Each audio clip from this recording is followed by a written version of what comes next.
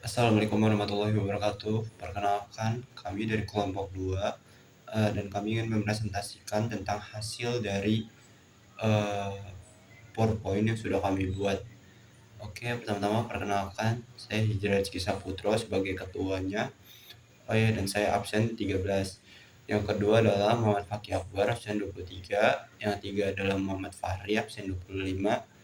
Yang keempat adalah Jasmine Tiara Putri, absen 14. Yang kelima adalah Anggita Purwanti, absen 5. Yang keenam adalah Nurul Fatimah, absen 29. Di bagian konten ini ada 6. Yang pertama ada pengertian, yang kedua ada struktur, yang ketiga ada manfaat dan tujuan, yang keempat ada ciri-ciri, yang kelima ada kaidah kebahasaan, yang keenam ada contoh. Pengertian biografi menurut etimologinya berasal dari bahasa Yunani, yaitu kata bios berarti hidup dan graphein berarti artinya tulisan. Jadi biografi merupakan tulisan berisi tentang kehidupan seorang, bentuknya pun bisa pendek maupun panjang, serta dituliskan oleh orang lain. Dalam biografi ini ada judul. Nah, judulnya itu bisa sebuah nama lengkap sang tokoh yang akan diceritakan.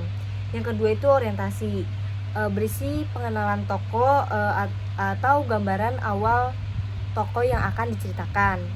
Yang ketiga itu peristiwa atau masalah, berisi pengenalan tokoh dan gambaran awal dari tokoh yang akan diceritakan.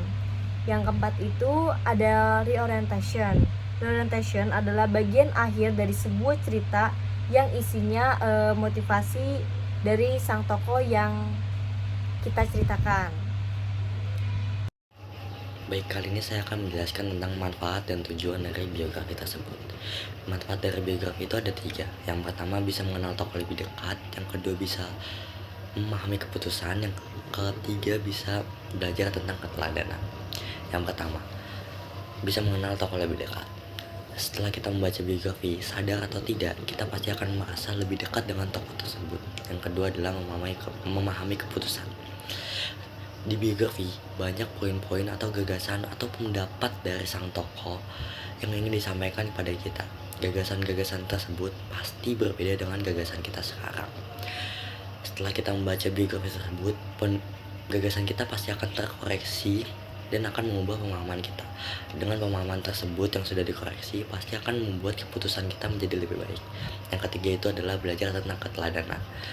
Dalam biografi banyak sekali poin-poin dan keteladanan dari sang tokoh yang disampaikan oleh penulis kepada pembaca.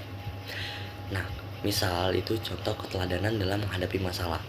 Keteladanan tersebut bisa kita gunakan kembali untuk bagaimana sikap kita ketika sedang tertimpa masalah. Lalu saya akan membacakan ciri-ciri.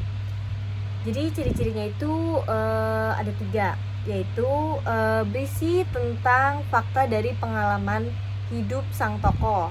Yang kedua itu memiliki bentuk berupa narasi atau cerita. Yang ketiga itu ada menceritakan peristiwa penting yang dialami oleh sang tokoh, sehingga dapat membaca dapat si pembaca ini paham apa isi dari sang tokoh ini. Isi dari sang tokoh ini bisa menginspirasi, bisa memotivasi, dan tentunya teladan untuk kehidupannya. Terima kasih. Oke, kita masuk ke kaidah kebahasaan. Jadi, yang pertama adalah menggunakan kata ganti ia, dia, beliau, dan nya. Kata ganti dapat dipakai secara bervariasi untuk menyebutkan nama tokoh atau panggilan seseorang. Yang kedua adalah menggunakan kata ganti penunjuk yang dipakai untuk menggantikan hal yang telah disampaikan. Kata ganti penunjuk ditandai dengan kata ini dan itu. Yang ketiga adalah menggunakan penanda waktu berupa konjungsi konstruksi seperti sejak dan ketika. Yang keempat adalah menggunakan kata depan yang menunjukkan keterangan waktu seperti pada. Yang terakhir adalah menggunakan menanda waktu yang berupa nomina seperti nantinya atau kelak akan terjadi. Oke, kita lanjut ke contoh. Jadi Agus Salim lahir pada 8 Oktober 1884 di kota Gadang, Sumatera Barat dengan nama Masyadul Haq yang berarti pembela kebenaran. Ia dikenal sebagai salah satu tokoh pejuang kemerdekaan Indonesia yang dijuluki The Grand Old Man. Agus Salim merupakan tokoh dari Partai Islam yakni Serikat Islam pada masa pergerakan kemerdekaan pergerakan kemerdekaan Indonesia, nggak ada revolusinya. Ia juga merupakan sosok yang dikenal ahli dalam diplomasi, memperjuangkan kedaulatan Indonesia di mata internasional, baik sebelum Indonesia merdeka maupun setelah Indonesia sudah merdeka.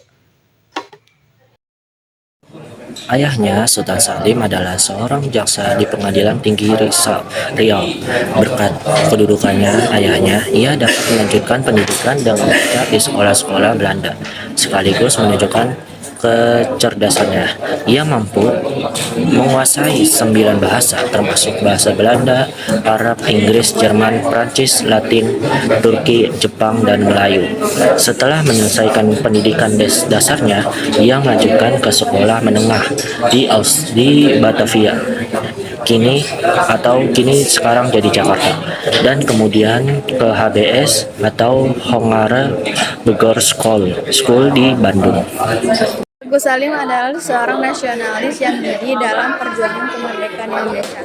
Ia ikut berperan dalam penyusun Undang-Undang Dasar 1945 bersama dengan 18 tokoh lainnya di bawah pemimpinan Soekarno.